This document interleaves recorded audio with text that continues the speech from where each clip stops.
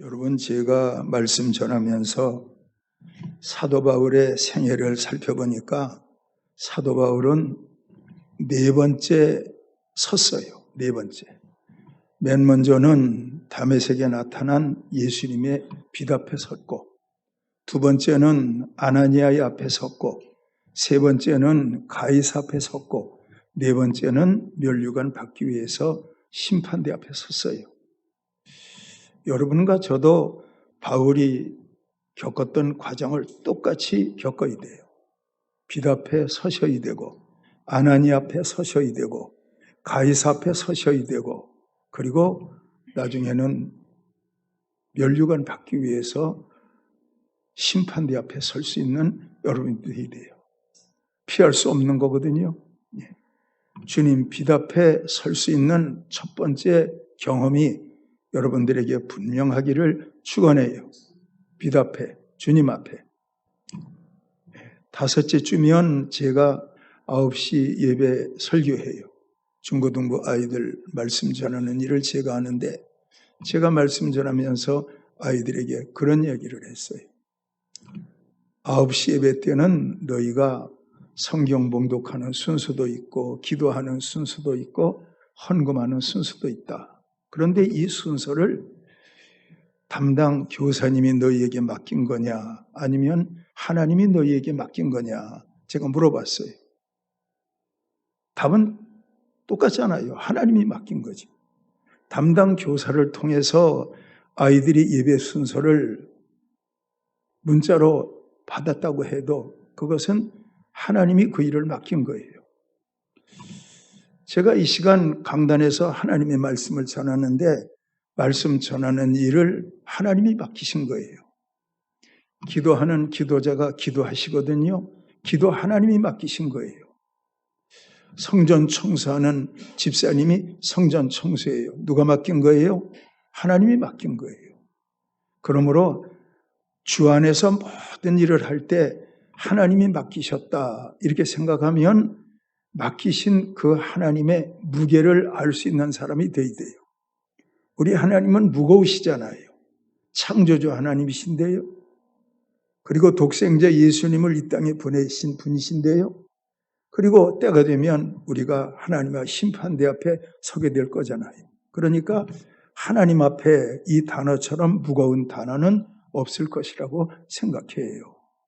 제가 아이들한테 그랬어요.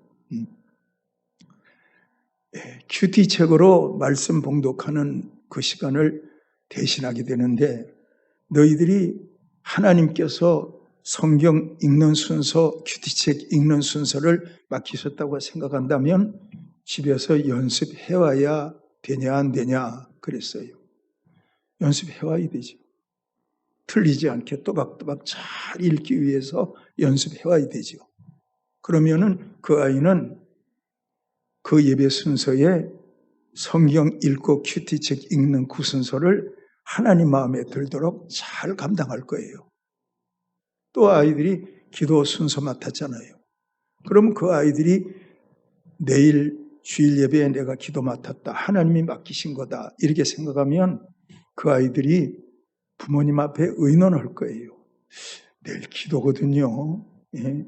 어머니 아버지 이리 좀 오세요. 제가 기도의 순서를 맡았는데 제가 기도를 잘 할 수 있도록 기도하시는 어머니 아버지니까 기도문을 하나 만들어 보세요. 아이들이 부탁하지 않겠어요? 그러면 그 말 부탁받은 부모님들은 야, 네가 알아서 해, 그럴 거예요? 하나님이 맡기신 건데. 그러면 그 아이와 함께 의논하잖아요. 어떤 기도하는 게 좋을까? 그래서 그 기도하겠지요.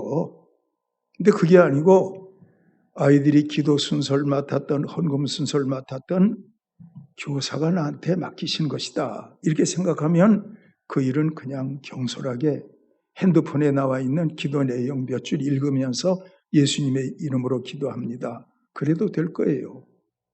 여러분 아실 게 있어요? 중요한 것은 하나님 앞에서가 중요한 거예요. 하나님 앞에서. 우리가 지금 예배 드리고 있는데 눈에 보이시진 않지만 하나님 앞에서 예배를 드리고 있잖아요. 그러므로 하나님 앞에서 예배 드린다고 하면 이 사실이 여러분들에게 믿어진다면 여러분들의 예배드리는 자세는 많이 달라질 거예요. 그렇죠? 핸드폰 꺼야 될까요? 켜야 될까요? 대답을 안 하시는데 그래요. 켜도 뭐 상관없겠지요. 주님이 뭐 핸드폰 왜 켰어? 예배 끝나고 너 나 좀 보자. 지금 혼나야 될 것 같아. 그런 거 아니잖아요. 핸드폰 켜도 상관없어요. 중요한 것은 여러분 안에서 역사하시는 성령으로 말미암은 선한 양심이 여러분 안에서 말씀하시는 거예요. 제가 말씀 전하면서 여러분들에게 이런 말씀 많이 했어요. 우리 안에 계시는 성령님은 하나님의 얼굴이다. 우리 안에 계시는 성령님은 하나님의 얼굴이다. 그러므로 성령님은 우리 안에 계시면서 하나님의 눈으로 우리를 보신다. 하나님의 귀로 우리를 들으신다. 하나님의 호흡으로 우리에게 호흡하신다. 하나님의 입으로 말씀하신다. 하나님은요, 성령을 통해서 하나님의 얼굴을 대신하는 거예요. 그러므로 성령님이 하나님의 얼굴로 여러분들의 예배드리는 태도를 가만히 보시니까 예배드리는 태도가 가인의 제사예요. 그러면 그 예배 드린 다음에 그 사람 마음 가운데 기쁨이 있겠어요? 기쁨이 없지요. 그러나 성령이 그 마음 가운데 계시면서 너는 지금 하나님께 드리는 예배란다. 창조주의 하나님이거든, 영원한 하나님이거든, 그 하나님께 예배 드리는 거야. 그렇게 될 때 여러분들은 성령과 함께 의논하면서 정말 마음을 다하고 뜻을 다하고 목숨을 다하고 내 모든 것을 다해서 드리는 그런 예배 드릴 수 있지 않겠습니까? 여러분 모두가 그런 예배자가 되기를 축원해요.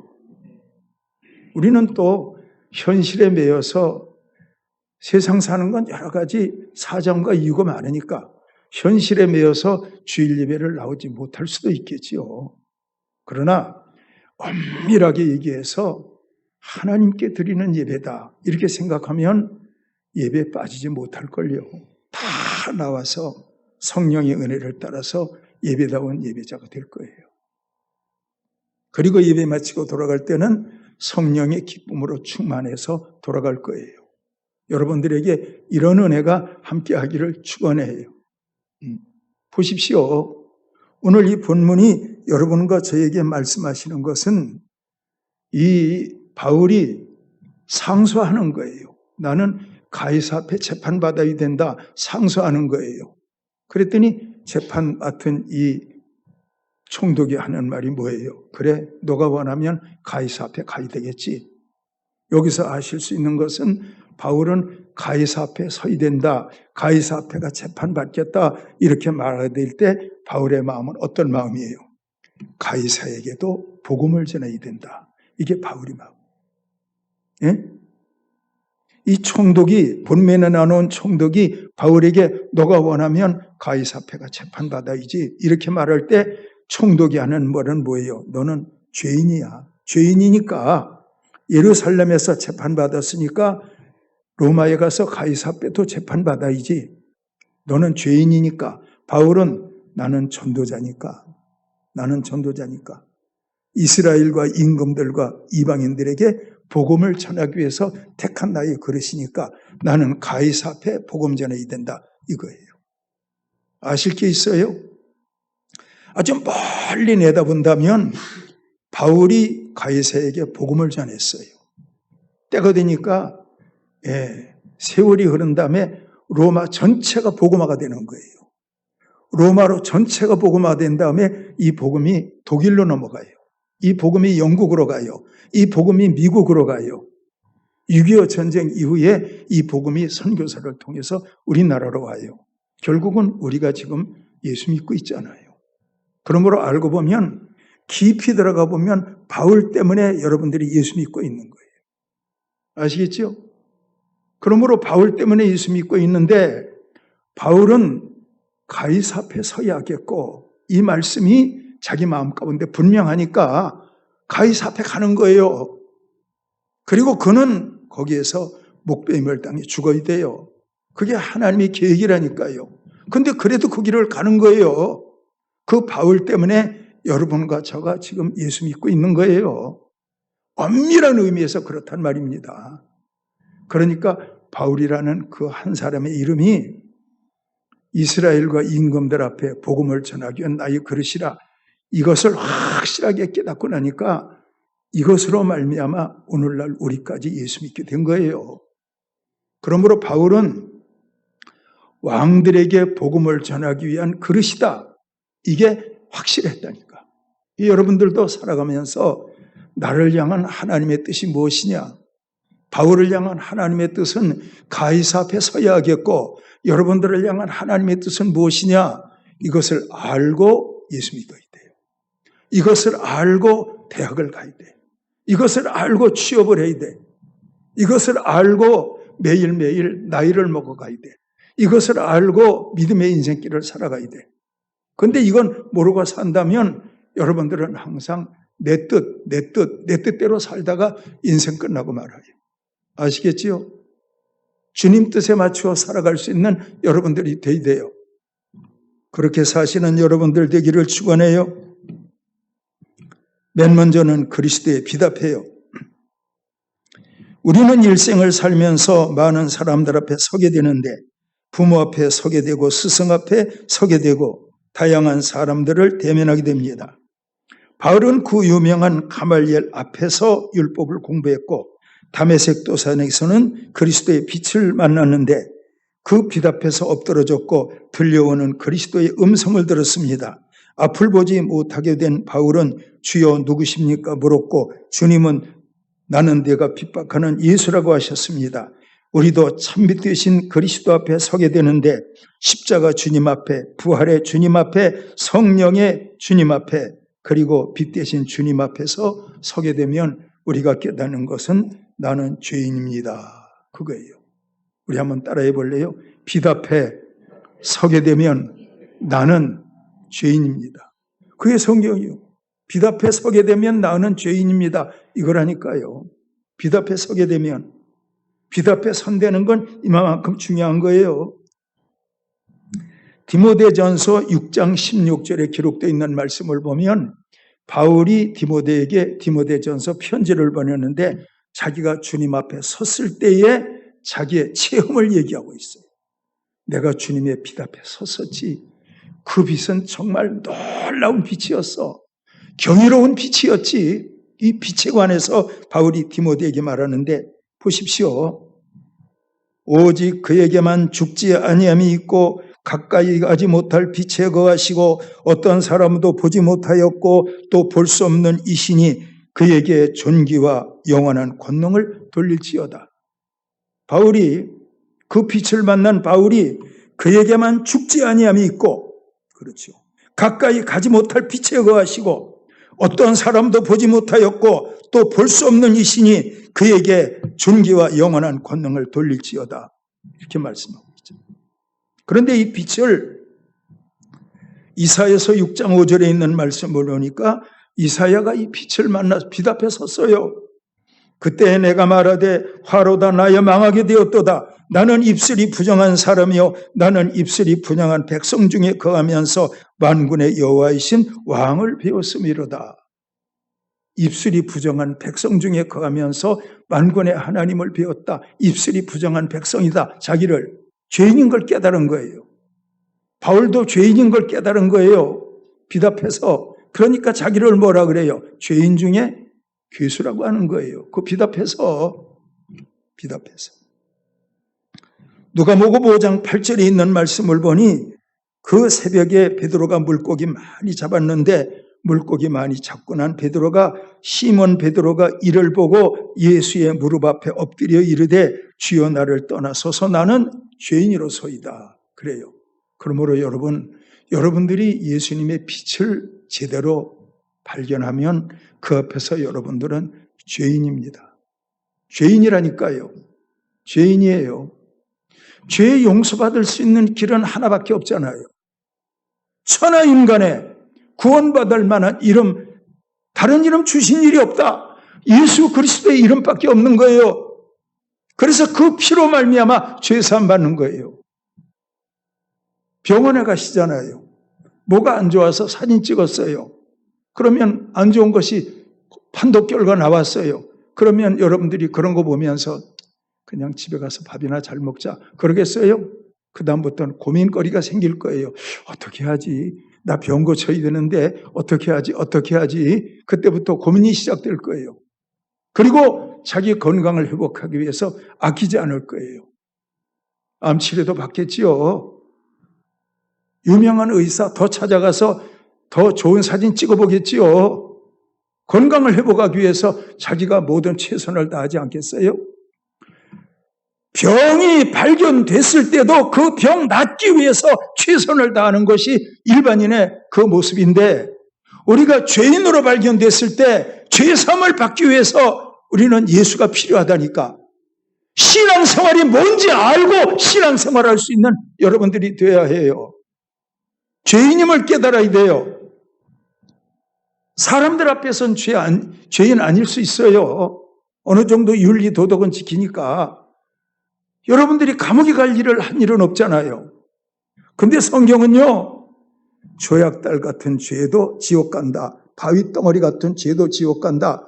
하나님의 공의는 그렇게 말씀하고 있으니까 우리는 무슨 이유를 불문하고 예수 그리스도의 보혈로 죄 사함 받고 살아야 되잖아요. 죄 사함 받고 살아야 되잖아요. 그렇죠. 우리 하나님께서요, 빛으로 박해자 사울을 만나 주신 것은 그를 꺾을 수 있는 방법이 그 방법밖에 없어. 그의 눈을 꺾어야 되니까. 위협과 살기가 등등한 그 눈빛을 꺾어야 그가 하나님의 종이 되니까 하나님이 그거 꺾으신 거예요. 눈을 꺾으셨다니까. 어떤 사람은요, 재물을 꺾는 사람이 있다니까. 낭패와 실망 당한 뒤에 죽게로 옵니다. 그런 사람도 있다니까. 병으로 하나님이 그 사람을 꺾은 경우도 있다니까. 하나님의 방법은 다양하다니까요. 그러므로 여러분, 그 다양한 하나님의 방법, 바울에게는 빛으로 찾아오셨지만 그 빛 앞에서 여러분들이 알 것은 죄인임을 깨닫는 것, 그러면 되는 거예요. 인자가 세상에 온 것은 의인을 부르려 함이 아니요 죄인을 불러 회개시키러 왔다. 그러니까 예수님이 세상에 오신 목적과 부합되기 위해서는 내가 죄인으로 발견되는 것은 복이요 아니요. 이것은 큰 복이에요. 이런 복이 여러분들에게 함께하기를 바랍니다. 주님이 여러분들에게 말씀하시는 죄는요, 그 죄는 거짓말하는 죄가 아니요, 누구 미워한 죄가 아니요, 하나님의 아들 예수 그리스도를 믿지 아니하는 죄라니까. 하나님의 아들을 믿지 아니하는 죄. 아시겠습니까? 믿지 아니하는 죄. 그러므로 믿지 아니한 죄가 어떤 면에서 원죄예요. 그게 선악과 따먹은 죄예요. 그런데 예수의 보혈로 그 죄 사함 받았다니까. 그러니까 다음 단계는 뭐예요? 다음 단계는 아나니아를 만나야 돼요. 아나니아가 누구냐? 여러분들의 영혼을 돌봐주는 제가 아나니아의 배역을 맡은 사람이에요. 그러므로 저는 아나니아가 바울을 말씀으로 컨트롤해 주는 것처럼 제가 하나님의 말씀을 통해서 여러분들을 끌고 나가야 되는 거예요. 제가, 아나니아는 이 땅의 모든 목회자들을 가리키는 거예요. 아나니아를 만나요. 자, 보십시오. 그리스도의 빛 앞에 섰던 사울은 보내심을 받은 자 제자 아나니아 앞에 서게 되는데, 아나니아는 자기를 보내신 예수님을 말했고 그가 안수하니 바울의 눈에서 비늘 같은 것이 떨어지고 다시 보게 되었고, 아나니아는 바울에게 그리스도의 복음을 가르쳤고 눈을 뜬 바울은 즉시 나가서 그리스도를 전함으로 많은 유대인들을 굴복시켰다 말씀하고 있어요. 아나니아가 말한 거예요. 하나님이 나를 너에게 보내셨어. 눈뜨게 하라고 하셨어. 안수했더니 눈에서 비늘 같은 것이 떨어져 다시 보게 된지라. 아나니아는 바울을 인도하는 목회자예요. 잠깐이지만. 그러므로 부족한 제가 아나니아의 배역을 맡아서 강단에서 하나님의 말씀을 전할 때 여러분들은 눈이 열려야 돼요. 다시 깜깜해져야 돼요. 눈이 열려야 돼요. 눈이 열리기를 축원합니다. 눈이 열려야 하나님이 믿어지지. 눈이 열려야 십자가가 믿어지지. 눈이 열려야 부활이 믿어지지. 눈이 열려야 영원한 천국이 믿어지지. 눈이 안 열렸는데 어떻게 믿어져? 늘 교회만 오면 땅의 것 이루어달라고 씨름하다가 입에 맞추고 돌아가지. 아니거든요. 믿음은 바라는 것들의 실상이요 보지 못하는 것들의 증거니 선진들이 이로써 증거를 삼았느니라 말씀한다면 여러분들은 부족한 저가 아나니아의 배역을 맡아서 여러분들에게 아나니아가 사울의 눈을 띄운 것처럼 제가 복음의 말씀을 전할 때 저가 전하는 십자가 부활의 복음을 들으면서 여러분들에게 눈이 열리기를 축원합니다. 눈이 열려야 돼요. 그리고 신령한 세계 모든 것들이 다 깨달아지고 믿어져야 돼요. 그것이 믿는 거예요. 그것이.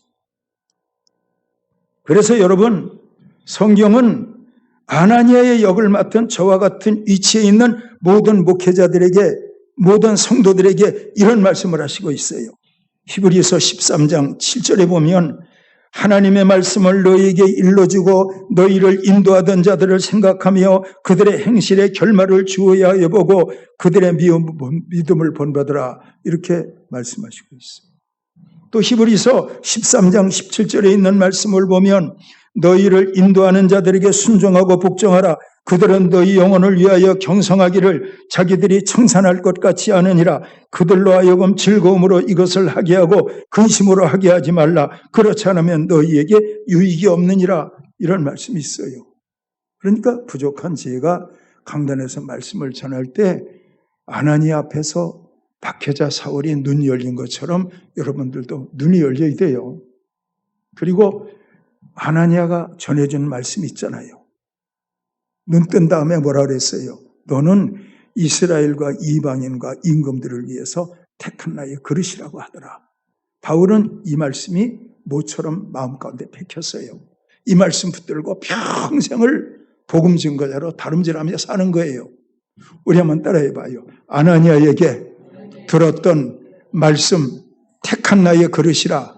이 말씀 때문에 그는 그 말씀 붙들고 평생을 산다니까.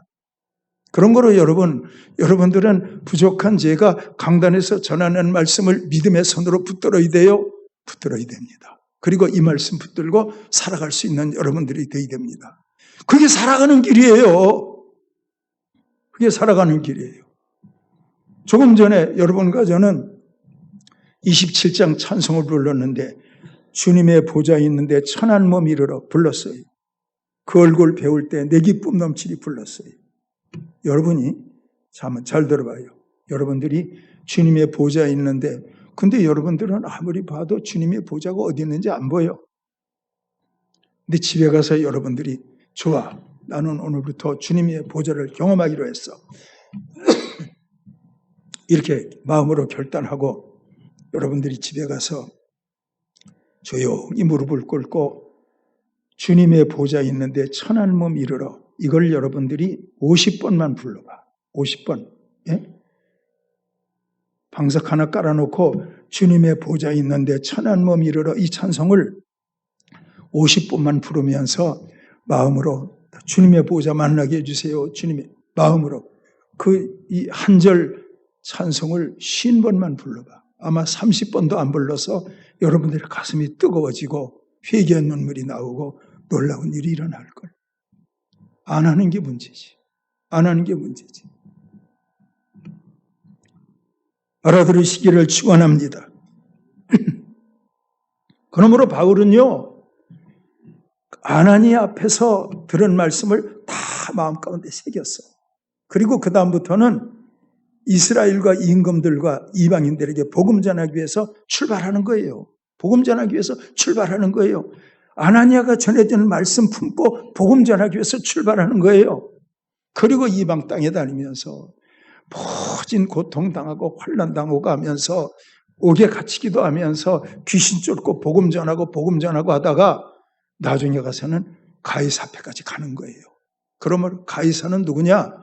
여러분들로 말미암아 예수의 이름을 들어야 할 자들이 가이사예요. 아시겠죠?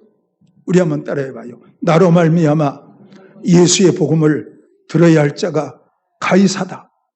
가이사는 한 사람이지만 영적 의미를 두고 볼 때 여러분들을 통해서 복음을 들어야 될 가이사는 세상 가운데 얼마든지 많다니까. 어떤 의미에서 여러분들의 자녀들이 가이사일 수 있어요.